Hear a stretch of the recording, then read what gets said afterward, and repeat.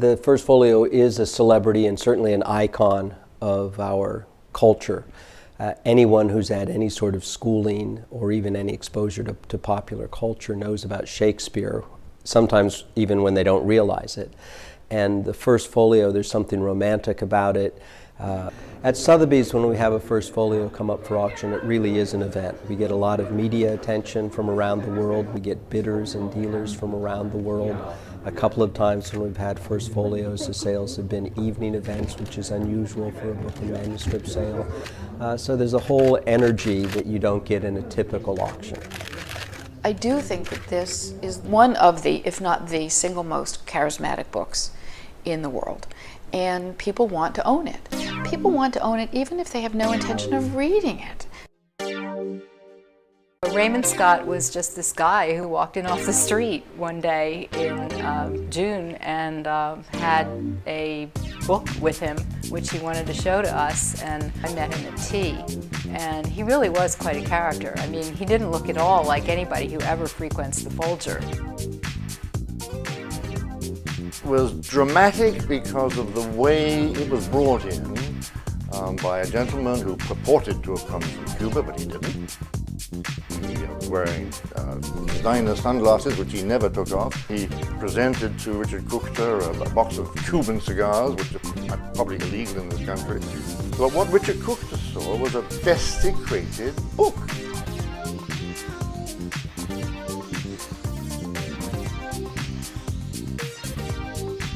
Of course, this was the worst place in the world to bring it because we're like Folio Central, you know, so if you're going to bring in a First Folio that's possibly stolen, you wouldn't walk in the door of the one place in the world that knows the most about First Folios.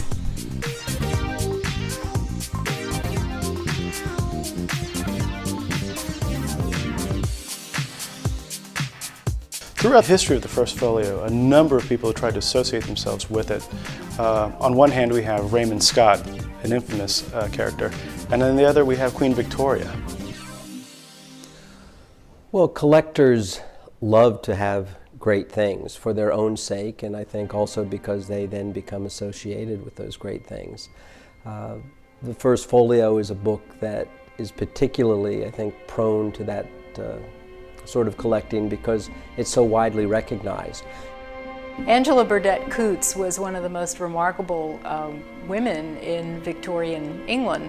She purchased a major First Folio.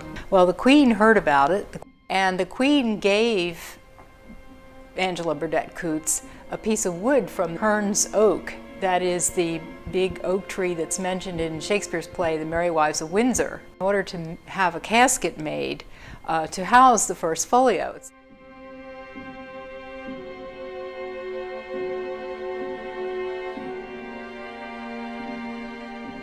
The box really is like a reliquary, and it's you know, it's not a piece of Shakespeare's hair or bone or something that's in there, but it's his book. The folio continues to inspire creativity. In the 20th century, a scholar, Charlton Hinman, invented the Hinman collator to compare the text of 55 folios held at the Folger. The Hinman collator is a massive machine with blinking lights. It's designed to detect variations between multiple copies of the same book. Charlton Hinman was a very interesting fellow. By 1949, he had a prototype and spent several years of intensive work collating these 56 copies of the First Folio. There was a tremendous effort to discover all these variants between copies, tabulate them, again with the object of getting as close as possible to what Shakespeare actually wrote. I don't think his motivation was ever riches or even acclaim. I think it was a sincere desire to serve the memory of Shakespeare and his texts. Hinman was clearly obsessed with the text of the First Folio, but of course Hinman's obsession was only possible because of Henry Folger's obsession with collecting the First Folio. Henry Folger understood that a serious study of the first folio would require a number of them to be collected in one place. He collected over a third of those in the world, 82 in all. The Folgers never had children of their own, and so in some ways, this collecting became the central purpose of their lives together. Some would say that the first folio collection became a means by which Folger justified his wealth. It certainly is a great gift to the American people, and we are all the richer for it.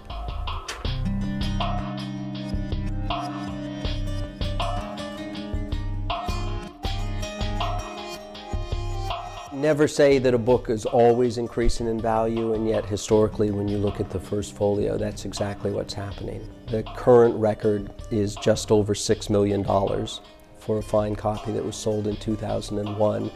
I have no doubt that if it came up, or a copy of comparable quality came up, the price would be even higher. Eventually, it's going to be a $10 million book.